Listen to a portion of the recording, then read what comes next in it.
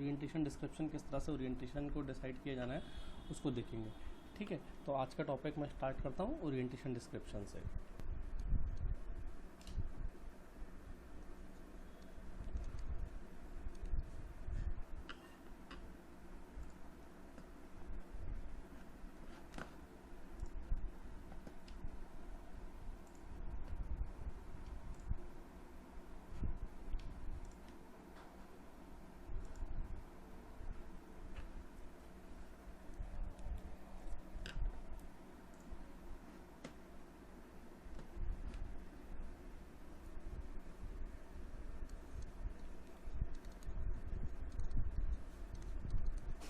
Topic is orientation description, कि हमें orientation को जब हमें डिफ़ाइन करना है तो ओरिएंटेशन डिफ़ाइन करने का हमारे पास जो तरीका है उस तरीके को लेकर अभी हम बात करते हैं कि ओरिएंटेशन डिफ़ाइन करने के, ओरिएंटेशन डिस्क्राइब करने के हमारे मेथड्स क्या क्या हैं और उन मेथड्स में किस किस तरह से क्या क्या हमारा अपॉर्चुनिटीज़ हमें मिलती हैं, क्या क्या हमारा प्रोग्राम होता है, देन उसकी हम लोग बात कर रहे हैं। ठीक है, देखिए तो ओरिएंटेशन जब भी हम बात करते हैं किसी भी रिजिड बॉडी की ओरिएंटेशन की, तो रिजिड बॉडी के ओरिएंटेशन को with respect to your fixed frame के केस में हम लोग बताना चाहते हैं। तो जब फिक्स फ्रेम के केस में हम उसे लेकर चलते हैं तो फिक्स फ्रेम के केस में उसे दिखाने का हमारे पास में जो डिफरेंट तरीके हैं, वो तरीके हैं हमारे पास में। जो सबसे ज़्यादा यूज़ होता है वो यही तरीका है, इसे बोला जाता है डायरेक्शन कोसाइन रिप्रेजेंटेशन। क्या होता है अभी आगे देख लेंगे, अभी हम सिर्फ इसके क्लासिफिकेशन नेम्स वाइज देख रहे हैं। Next is your fixed axis rotation, then next is Euler angle representation,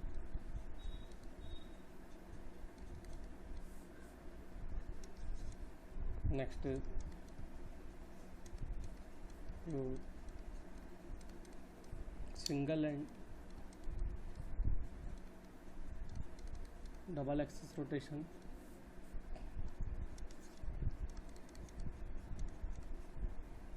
fifth is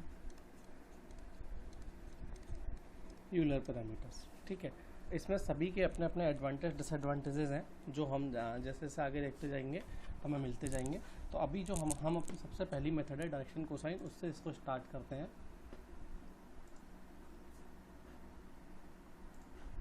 so we are discussing अवर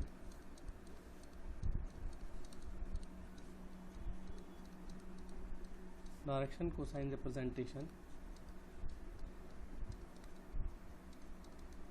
ठीक है, यहाँ हम क्या डिस्कस करते हैं कि एक फिगर हम पहले अपना इंपोर्ट कर लें, जिस फिगर की हमें यहाँ पर डिस्कशन में लेना है।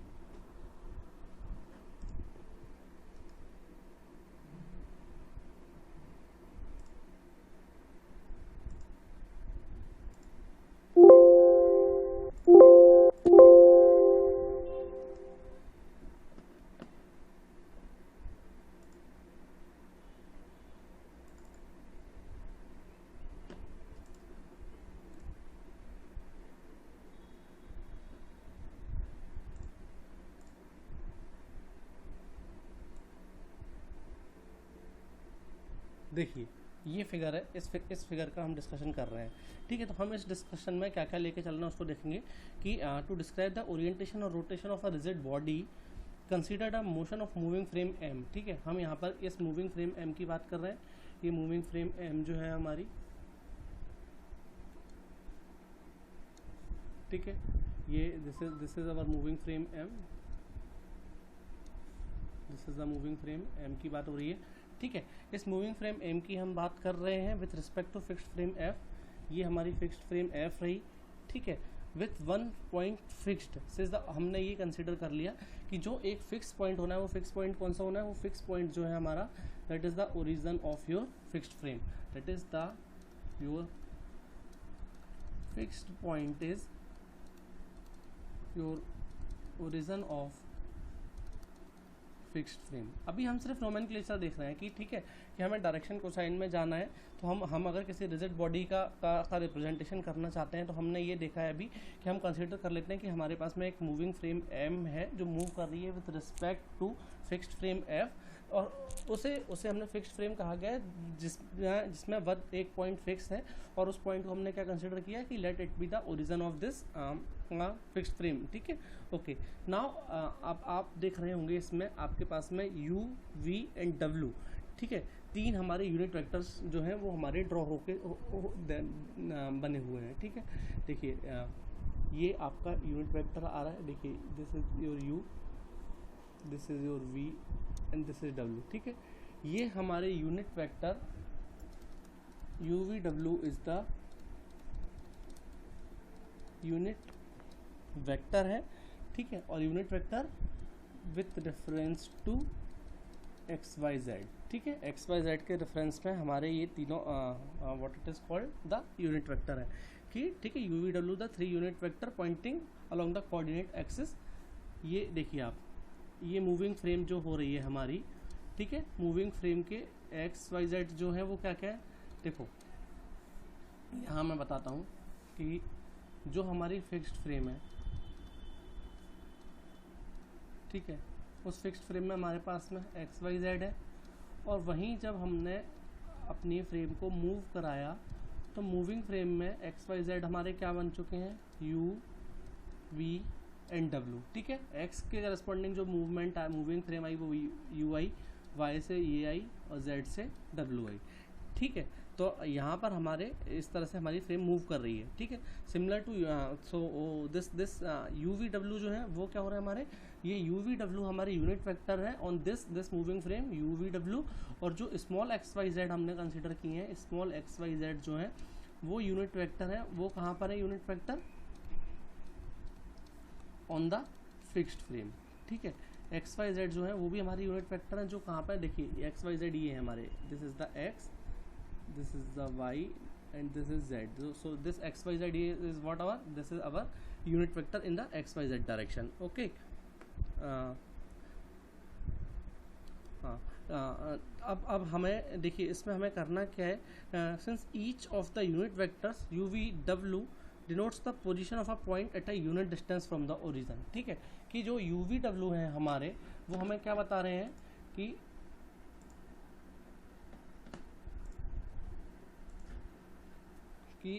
जो हमारे यू वी डब्ल्यू हैं वो हमारे डिनोट कर रहे हैं position of a point at a unit distance, ठीक है, फ्रॉम द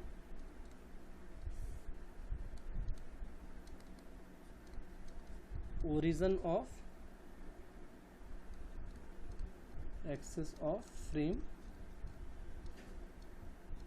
एम क्या थी हमारी, मूविंग फ्रेम। ठीक है, अगर इसी तरह से हम अपने स्मॉल एक्स वाई जेड को लिखना चाहेंगे तो स्मॉल एक्स वाई जेड हमारे क्या बता रहे थे, स्मॉल एक्स वाई जेड हमारे बता रहे थे position of a point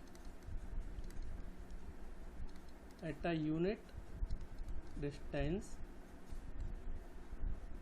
from the origin of axis of fixed frame F. ठीक है, यानी कि जो काम हमारे x y small x y z कर रहे थे किसमें, what it is called, I should say it in a fix frame, वही काम हमारे यू वी डब्ल्यू कहाँ कर रहे हैं, हमारे यू वी डब्ल्यू वही काम हमारे कर रहे हैं हमारी मूविंग फ्रेम में। ठीक है, तो नाउ हम अगर इनके प्रोजेक्शंस को एक वेक्टर फॉर्म में लिखना चाहेंगे तो वेक्टर फॉर्म में किस तरह से लिखेंगे, देखिए। ठीक है, कि अगर u हम लिखना चाहेंगे तो u क्या हो रहा है, u में हमारा x कंपोनेंट होगा in the direction of x, that is u y into y, u z into z। ठीक है, u वेक्टर के जब प्रोजेक्शन आप बनाएंगे, आप प्रीवियस स्लाइड में देखिए, या चलिए मैं यहाँ पे फिगर इंसर्ट कर देता हूँ।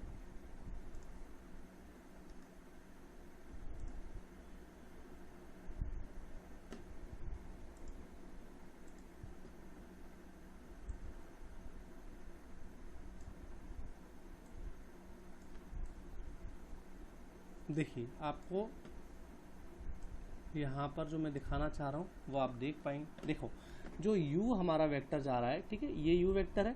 जब हमने इसके प्रोजेक्शंस बनाएंगे तो इसके प्रोजेक्शंस देखिए हमारे कैसे बनेंगे कि u एक्सिस पर हमारा ux प्रोजेक्शन बनेगा। जब हम इसको y एक्सिस पर लेके जाएंगे तो देखिए प्रोजेक्शन कहाँ जा रहा है, दिस इज द प्रोजेक्शन, ठीक है। यहाँ पर हमें क्या मिलेगा, u y मिलेगा। देन हम z एक्सिस पर इसका प्रोजेक्शन देखेंगे तो z एक्सिस पर इसका हमें क्या प्रोजेक्शन मिलेगा, इसका प्रोजेक्शन मिलेगा u z, ठीक। सिमिलरली हमारे पास देखिए जो हमारा v पॉइंट है, okay, this is our v vector. तो हम इस v वेक्टर से भी क्या करेंगे, इस v वेक्टर से भी प्रोजेक्शन लेंगे, ठीक है। v वेक्टर से प्रोजेक्शन हमारा कहाँ पे लिया जाएगा, v वेक्टर से प्रोजेक्शन हम निकालेंगे x y z पर। तो जो v वेक्टर के हमारे प्रोजेक्शन आएंगे वो क्या आएंगे, v की जो प्रोजेक्शंस हमारे बनेंगे वो बनेंगे vx into x plus vy into Y plus vz into z, ठीक है। सिमिलरली w के क्या बनेंगे, wx into x, wy into Y plus wz into z, ठीक है। ux uy uz जो है वो कंपोनेंट हमारे क्या हो रहे हैं, ठीक है। देखो अगर ux uy एंड uz जो है वो हमारे these are the components of our unit vector u, ठीक है, along the axis x y z।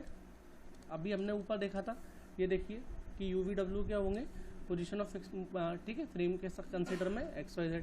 Similarly v x v y v z and w x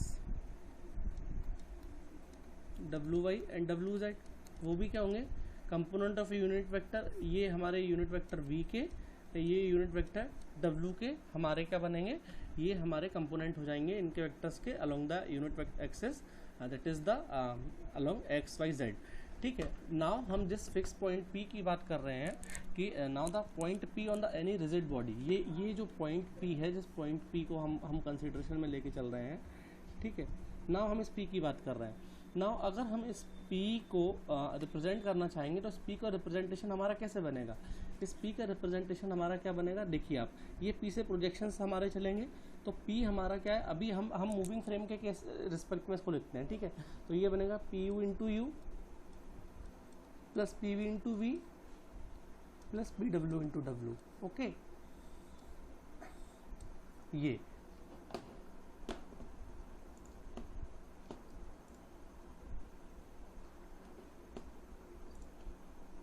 equation एक बार फिर से लिखता हूँ मैं, क्या इक्वेशन हमारी बन रही थी कि हमारा p जो बन रहा था वो बन रहा था P U into U plus P V into V plus P W into W, जहाँ पर P U P V and P W हमारे क्या हो रहे थे, ये है हमारे कंपोनेंट ऑफ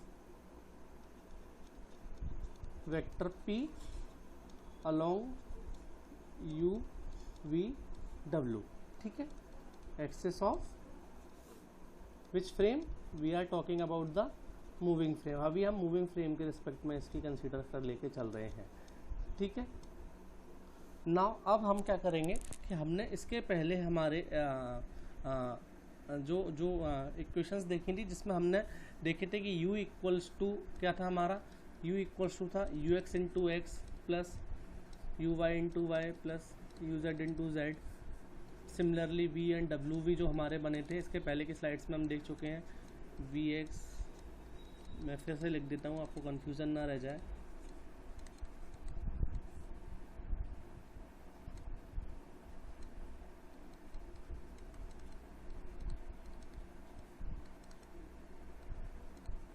ठीक है, नाउ हम यहाँ पे इसको रिप्लेस करते हैं, ठीक है। तो अब हमारे पास जो हमारा p बनेगा वो p हमारा क्या बन जाएगा, p हमारा बन जाएगा P U into U X plus P V into V X plus P W into W X into x plus P you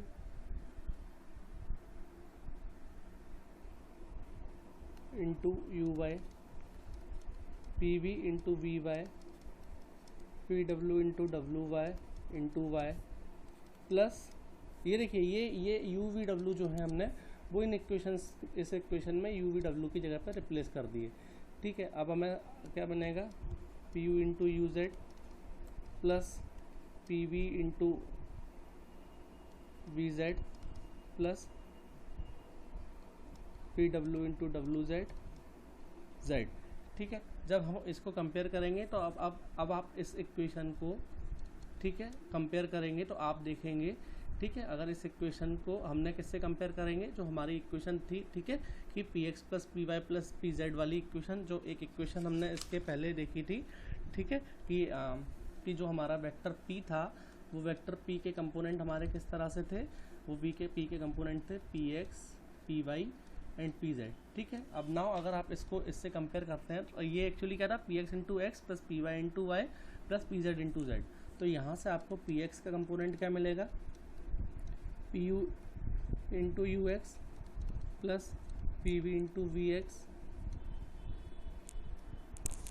plus P W into W X. Okay, then P Y और P Z हम लिख लेते हैं। P Y हमें क्या मिलेगा, P U into U Y plus P V into V Y, P W into W Y. Then ये क्या मिलेगा हमें, P U into U Z, P V into V Z plus P W into W Z. ठीक है, कुछ भी नहीं है स्पेशल करते जा रहे हैं, सिर्फ इक्वेशंस को मॉडिफाई करते जा रहे हैं। अब अगर हम इक्वेशंस को कंबाइंडली मैट्रिसेस के फॉर्म में लिखना चाहेंगे तो देखिए, ये P with reference to F frame अगर आप लिखें तो इसको क्या लिख सकते हैं, P of M into Q। ठीक है, यहाँ पर हमने इसको क्या किया, इसका ट्रांसफॉर्मेशन करने की कोशिश की है ये। ठीक है, नाउ Q हमारा क्या है, basically Q is our 3x3 की रोटेशन और ओरिएंटेशन मैट्रिक्स है। अगर आप इसको देखेंगे आपके सामने, अगर आप यहाँ से P X P Y P Z को लिखेंगे तो आपको क्या मिलेगा, पी जब आप लिखेंगे, मैं आपको लिख के बताता हूँ। ठीक है,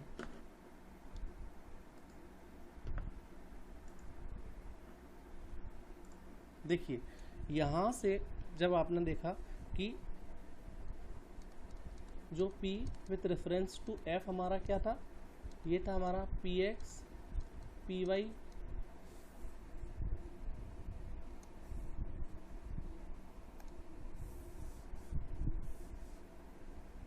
P X P Y P Z. Okay, अब जब हमने P को with reference to M frame लिखा था तो हमारे पास में क्या आ गए थे, P U P we in P W.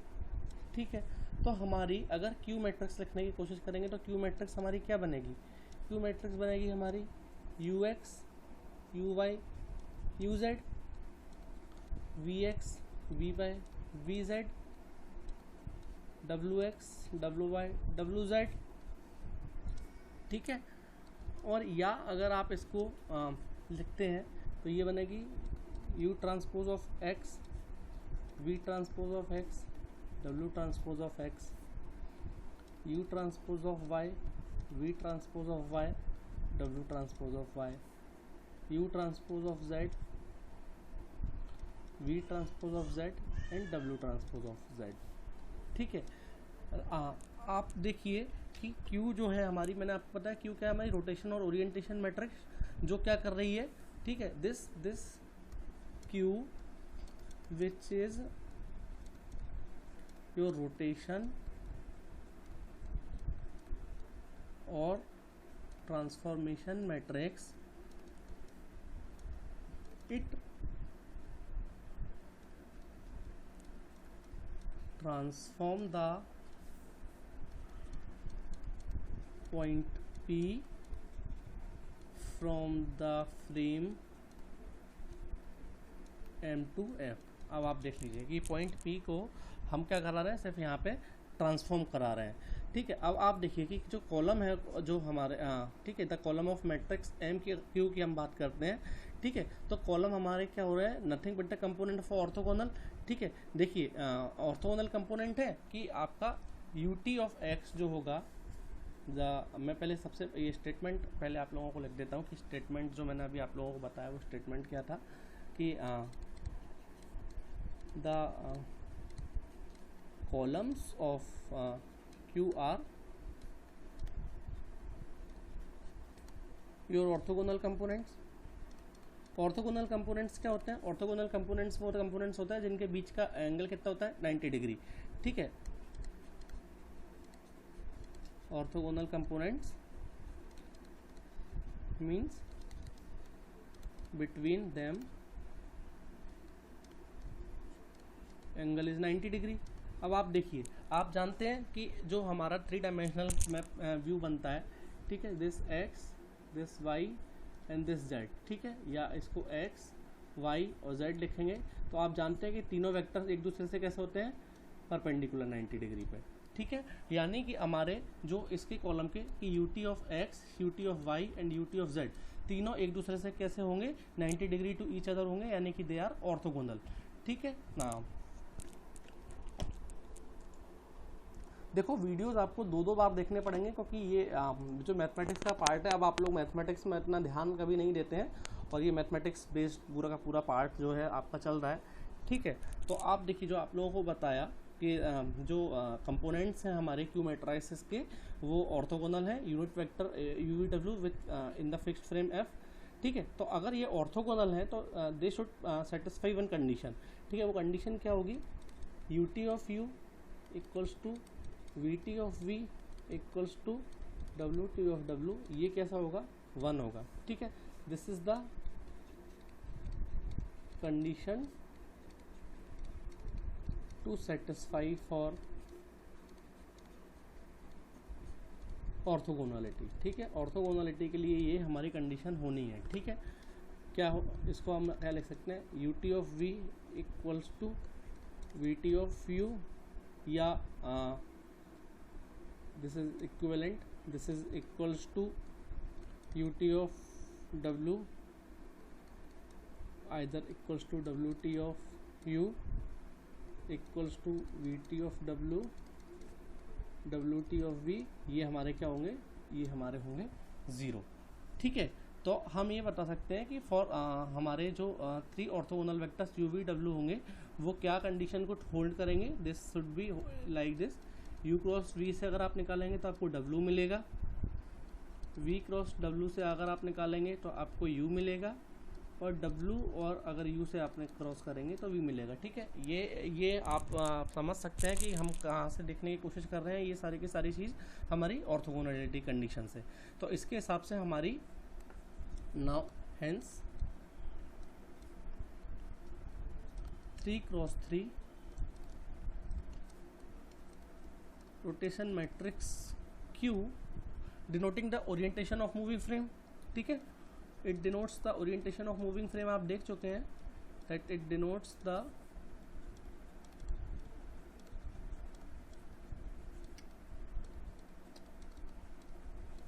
Orientation of moving frame, that is the M with respect to fixed frame F की हम बात कर रहे थे, दैट इज कॉल्ड ऑर्थोगोनल। क्या चीज़? This Q। ठीक है, तो अगर ऐसा अगर Q इसको सेटिस्फाई कर रहा है तो हमारी Q की कंडीशन क्या हो जाएगी? Q equals to QT equals to 1। ठीक है, यहाँ पर हम क्या कर पाएंगे कि where the determinant of Q equals to 1 and Q inverse equals to Q transpose. ठीक है, मैथमेटिक्स का पार्ट आप लोगों को मुझे मालूम नहीं है कि आपको याद है कि नहीं है, but you should take care of this part, क्योंकि ये पार्ट बहुत इम्पोर्टेंट है और आप लोगों को इसकी ज़रूरत बहुत पड़नी है अगर आपको रोबोटिक्स के फील्ड में जाना है। तो एक बार ये मैट्रिसेस का पार्ट जो है वो पूरा का पूरा आप लोग अच्छी तरह से पढ़ लें, क्योंकि ये आप लोगों को आगे ज़रूरत आने वाली है। ठीक है, तो अब आप देखिए जो अगर हम इसकी बात करते हैं तो कि ये जो 1 आप हमारे पास मिल रहा है, ठीक है, दिस 1, तो इसकी वजह से हम क्या कहेंगे कि this is the term 1 denotes the 3x3 identity matrix है। ठीक है, तो अगर हमें इसका ट्रांसफॉर्मेशन देखना है तो हम इसको दिस रोटेशन मैट्रिक्स को हम कैसे कर सकते हैं कि this is the direction cosine representation of rotation matrix. Such representation requires 9 parameters. ठीक है, अभी देखो आप जो मैंने आप लोगों को बताया, अभी सिर्फ हमने इस चीज़ को देखी कि the term 1 denotes the 3x3 identity matrix. If अब देखिए, अगर अभी हमने जो निकाला, हमने क्या निकाला कि orientation of moving frame M with respect to F Q से निकल गया। और अगर हम orientation of rotation of F with respect to M निकालना चाहेंगे, ठीक है, that is if we desire to find orientation of f with respect to m, तो हमें किससे मैट्रिक्स से काम हो जाएगा हमारा, that is the Q transpose से। क्यों? क्योंकि हमने देखा क्यू इनवर्स, अगर आप देखिए कि अगर f में जाने के लिए m इंटू क्यू हो रहा है, ठीक है, sorry m equals to f और q से जा रहे हैं, तो अगर f में जाना है तो q इन्वर्स करना पड़ेगा, q inverse into m।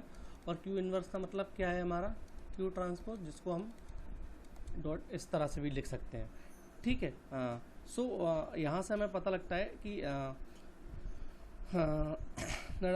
One element of q is the cosine of the angle between the vector u and x। ठीक है, वन और वन एंड वन की बात आ रही है, तो वन एंड वन क्या हो रहा है, ठीक है, देखिए अगर हम दो कंपोनेंट u एंड v के बीच में एंगल लिखते हैं तो हम कैसे लिखते हैं, u v cos theta. Okay,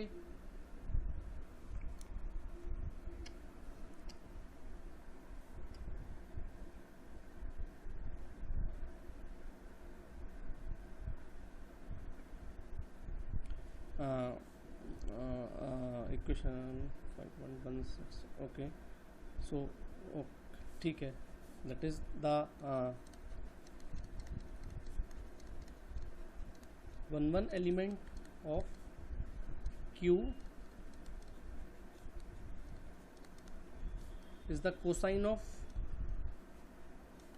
angle between the vectors u and x। sorry this was okay, ये तो मैंने एक लिखा था कि किस तरह से between the vectors u and x, that is ux sorry sin theta। So if theta is orthogonal 90 degree, then this becomes uv। okay, that is u transpose into x।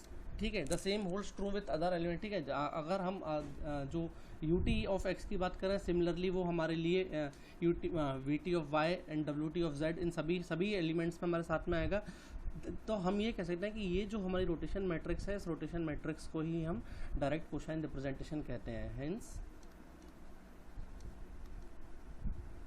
That rotation matrix is called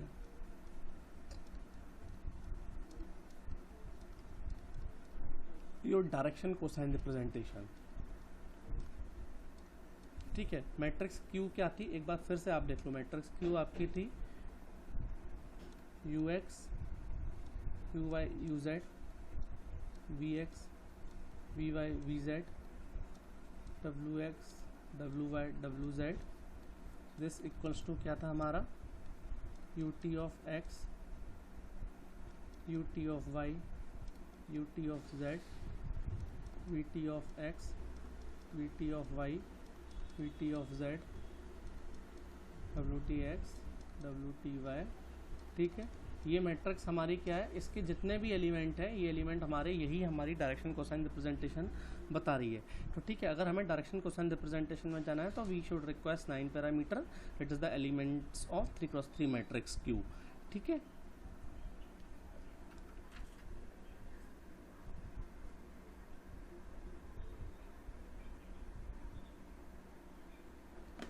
एक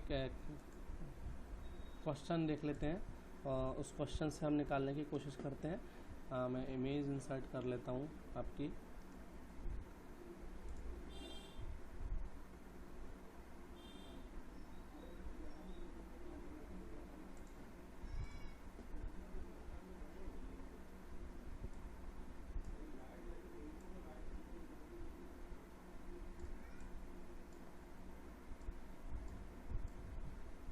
देखो ये हम consider कर लेते हैं कि यहाँ पर दिस रेफरेंस फ्रेम M, ठीक है, this reference frame M coincide with the fix frame, let reference frame M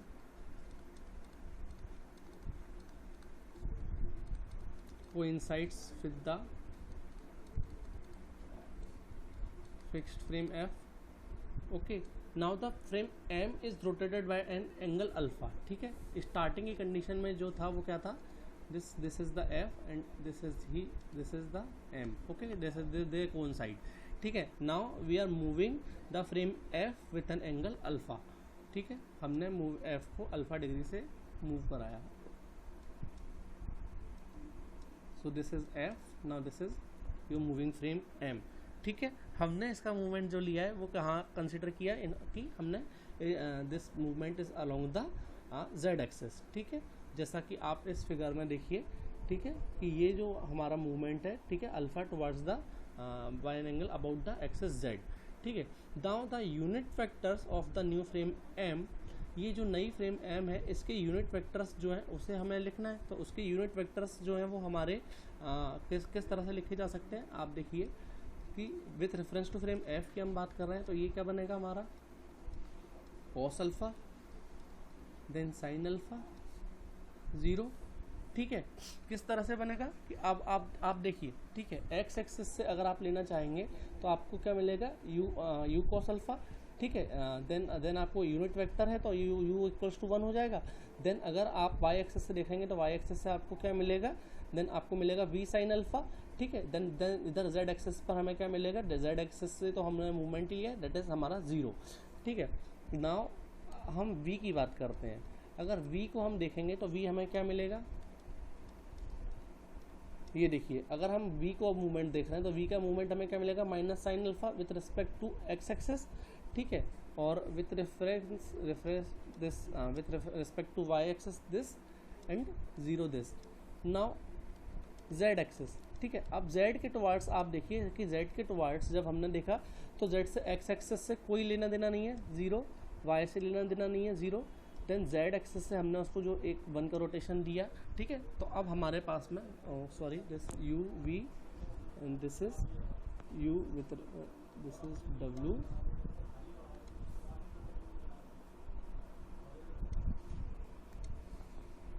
this is our w with reference to f, okay. अब आप यहाँ से देख सकते हैं, देखिए u, ठीक है, u को अगर आपने लिखना चाहा तो आप लिख पाए u को क्या लिखा आपने, u cos अल्फा, ठीक है। अगर आपको v को अगर आपने लिखा तो आप u के रिस्पेक्ट में जब लिखे तो आपको मिला साइन अल्फा, ठीक है। यहाँ से आपको पूरा का पूरा मिल गया, ठीक है। आगे के रिप्रेजेंटेशन के लिए आप याद रखेंगे कि sine will be represented by s and cos will be represented by c। तो हम साइन अल्फा अगर कहीं होगा तो साइन अल्फा को सिर्फ s अल्फा लिख देंगे, और अगर कॉस अल्फा होगा तो कॉस अल्फा को हम सीधे c अल्फा लिख देंगे, ठीक है। यानी कि साइन एंड कॉस को s एंड c से रिप्रेजेंट कर देंगे। अब हम देखेंगे कि अगर रोटेशन मैट्रिक्स हमें QZ बनानी है तो हमारी QZ रोटेशन मैट्रिक्स क्या बनेगी, ठीक है। रोटेशन मैट्रिक्स में हमें क्या क्या कंपोनेंट मिलेंगे, that is u v and w, ठीक है, u v एंड w, और दैट इज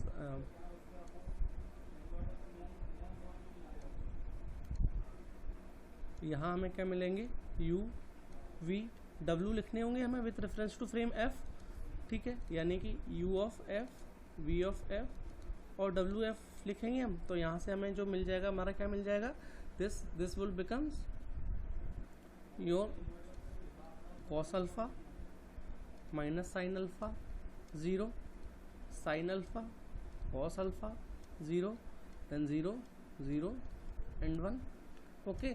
तो देखिए यहाँ से हमारी जो हमारी rotation matrix I with respect to axis z, ठीक है, वो हमारी क्या बनी, this will become this matrix, okay. Now हम इसको अगर हम लिखना चाहते हैं कि अगर हमारा रोटेशन हमने जो अभी कंसीडर किया है अल्फ़ा, ठीक है, अगर इस अल्फ़ा की जगह पर हमारा रोटेशन हम गामा कंसीडर कर लेते हैं, ठीक है, या बीटा कंसीडर कर लेते हैं, चलिए ठीक है, बीटा आपको एक मिल जाए कि हम ये कंसीडर करते हैं कि we are doing rotation by angle beta about Y axis. ठीक है, अब आप देखिए, अब आप वाई एक्सिस के अराउंड बीटा से रोटेट कराएंगे। ठीक है, याद रखिएगा वाई एक्सिस को बीटा से आपको रोटेट कराना है। तो अब आपको अपना देखना होगा कि आपका फिगर में क्या क्या चेंज आएगा। ठीक है, अभी आप देखिए, अभी आपने इसको कहाँ मूव कराया था, जेड एक्सिस के अराउंड अल्फा से मूव कराया था। ये देखिए 3 डायमेंशनल फिगर है, तो आपको इसको समझना होगा कि 3 डायमेंशनल में अल्फा से मूविंग क्या होगी। ठीक है, जब हम इसको इधर मूव कराएंगे तो क्यू वाई अगर हम लिखाने की कोशिश करेंगे तो हमें क्या मिलेगी, cos of beta then 0 sine of beta. देखिए जिस एक्सेस के अराउंड, जब वाई एक्सेस के अराउंड कर रहे हैं तो उसके कंपोनेंट तो हमारे 0 1 0 फिक्स हो गए। ठीक है ना, जो रिमेनिंग ये डायगोनल ये मैट्रिक्स तो आपको पता लग गई। देखिए जब आप जेड एक्सेस के अराउंड किए थे तो ये मिला था। अब अगर आप एक्स एक्सेस के अराउंड करेंगे तो आपको क्या मिलेगी कि, ठीक है पहले हम इसको कंप्लीट कर लेते हैं। This is our minus sign beta, this is the cos beta. और अगर यही अगर हमारी एक्स एक्सेस के अराउंड होगी तो आप देखिए कि फर्स्ट कंपोनेंट तो आपको पता लगी गया, 1 0 0 1 0 0 ये मिलेगा। ठीक है, रिमेनिंग कंपोनेंट क्या मिलेंगे, cos gamma minus sign gamma और साइन गामा कॉस गामा। ठीक है, ये रोटेशन है कि हमारे किसी भी फ्रेम एफ को हम with respect to fix frame F move कराना चाह रहे हैं। और मूव कराने में जो चीज़ हम ध्यान दे रहे हैं वो हमारे लिए क्या चीज़ है, दैट इज़ कॉल्ड कि हम किस एक्सेस के अराउंड उसे मूव करा रहे हैं। ठीक है, कि एक्स एक्सेस के अराउंड मूव करा रहे हैं, वाई एक्सेस के अराउंड करा रहे हैं, जेड एक्सेस के अराउंड मूव करा रहे हैं। ठीक है, इस बात को आप हमेशा याद रखेंगे। और मूव कराते हुए ट्रिग्नोमेट्री का जो सिंपल तरीका है, उस ट्रिग्नोमेट्री के तरीके से ही हमने इसका मूवमेंट जो है वो देखा है। ठीक है, तो ये जो पार्ट अभी हम लोगों ने डिस्कस किया, ये पूरा का पूरा पार्ट डायरेक्शन कोसाइन पे था। ठीक है, डायरेक्शन कोसाइन के बाद अभी हमारे पास में जो पार्ट बचे हुए हैं, ठीक है, वो पार्ट जो हमारे रह जा रहे हैं वो हमारे हैं, जैसे फिक्स्ड एक्सेस रोटेशन। अभी हमें देखना है कि अगर फिक्स्ड एक्सेस रोटेशन क्या होगा, यूलर एंगल रिप्रेजेंटेशन हम लोगों को देख के चलना है। ठीक है, then single double axis rotation इनको हम देखेंगे, देन यूलर पैरामीटर्स देखेंगे। ठीक है, यहाँ पर जाके आपका ये चैप्टर्स जो है वो कंप्लीट हो जाएगा। होमोजीनियस ट्रांसफॉर्मेशन तक हमको इस चैप्टर में देख लेना है। ठीक है, कुछ क्वेश्चंस भी जो होंगे वो हम लोग यहाँ पे रेगुलरली डिस्कस करते चलेंगे। So it is my request कि जब आप इस वीडियो को देखें तो इस वीडियो को देखने के साथ में कॉपी पेन लेकर बैठें और उसमें मूवमेंट आप किस तरह से करेंगे वो मूवमेंट की। ठीक है, कि आपने अपनी फ्रेम को, जैसे यहाँ पर आपने उसको Z के अराउंड अल्फा से मूवमेंट कराया है। ठीक है, तो आपको दिख रहा है कि Z एक्सिस के अराउंड अल्फा से मूव किया तो X पे अल्फा और Y पे अल्फा इस तरह से आया, तो आपने उसके कंपोनेंट निकाल पाए कि अगर हम U वेक्टर का प्रोजेक्शन देखने की कोशिश करेंगे तो U वेक्टर का प्रोजेक्शन हमें किस तरह से मिलेगा, ये हमें मिलेगा कॉस अल्फा से। ठीक है, देन Y का अगर हम रिप्रेजेंटेशन देखने की कोशिश करेंगे तो Y का रिप्रेजेंटेशन हमें मिलेगा साइन अल्फा से। ठीक है, Z में हमें रिप्रेजेंटेशन में कोई भी इफेक्ट नहीं आएगा, वहाँ पे हमारा 0 कंपोनेंट मिल जाएगा। ठीक है, इस बात को याद रखेंगे हमेशा। देखिए you v W, you is you जो डिनोट कर रहा है वो एक्स एक्सेस को डिनोट करेगा, वी वाई एक्सेस को, और डब्ल्यू जेड एक्सेस को डिनोट करेगा in the moving frame F. ठीक है, इसलिए ही जब हम उसके जो रोटेशन है हमारे एक्स वाई जेड एक्सेस के रोटेशंस बनेंगे तो एक्स वाई जेड एक्सेस के रोटेशंस में यही सिचुएशन हमें देखने देगी कि ये 0 0 1 या 0 1 0 जो हमारे आ रहे हैं वो हमें इस चीज़ को ध्यान रखते हुए आ रहे हैं कि W जो है वो हमारा Z को डिनोट कर रहा है मूविंग फ्रेम में, और डेट्स वाई जब हमने उसका मूवमेंट देखा तो वो पार्ट हमारा क्या मिला, हमें 1 मिला। ठीक है, तो ये डायरेक्शन कोसाइन रिप्रेजेंटेशन था जो अभी मैंने आप लोगों को बताने की कोशिश की। ठीक है, नेक्स्ट वीडियो जो हमारा होने वाला है उसमें हम फिक्स्ड एक्सेस रोटेशन पे जाएंगे। ठीक है, अब सिंस मुझे लगता है कि ये मूवमेंट का पार्ट जो है वो एक बार आप लोग समझ चुके हैं कि किस तरह से मूवमेंट होता है। 1-2 बार आप ये वीडियो देखेंगे तो आप लोगों को बहुत अच्छे से समझ में आ जाएगा कि मूवमेंट जो होता है वो मूवमेंट हम किस तरीके से करते हैं। ठीक है, 3 डायमेंशनल में थोड़ा सा फिगर आपको समझने में प्रॉब्लम हो रही होगी, मैं समझ सकता हूँ कि अगर हम मूवमेंट सर जेड एक्सेस के अराउंड आपने मूव करा दिया मगर जेड के अराउंड तो वो मूवमेंट दिख ही नहीं रहा, तो जेड के अराउंड मूवमेंट देखने में आप क्या है, अगर किसी 3 डायमेंशनल फिगर को अपने साथ रखते हुए देखेंगे, ठीक है, वहाँ पे आपको ये चीज़ क्लियर हो जाएगी। यहाँ पर आप लोगों को ये इश्यूज थोड़े थोड़े बने रहेंगे। ठीक है, तो अभी इस चैप्टर में आपके पास में दो लेक्चर्स और अभी शायद बनेंगे, और एक लेक्चर जो होगा वो रोबो एनालाइज़र पे हम लोग देखेंगे कि रोबो एनालाइज़र में किस तरह से हमारे ये रोटेशन वगैरह करके और उनकी मैट्रिसेस निकाली जाती हैं। तो आज का वीडियो मैं यहीं पर एंड कर रहा हूँ। आज के वीडियो में ये आपने पूरा पार्ट देख लिया। The next video will be about the next methodologies. Okay. Thank you.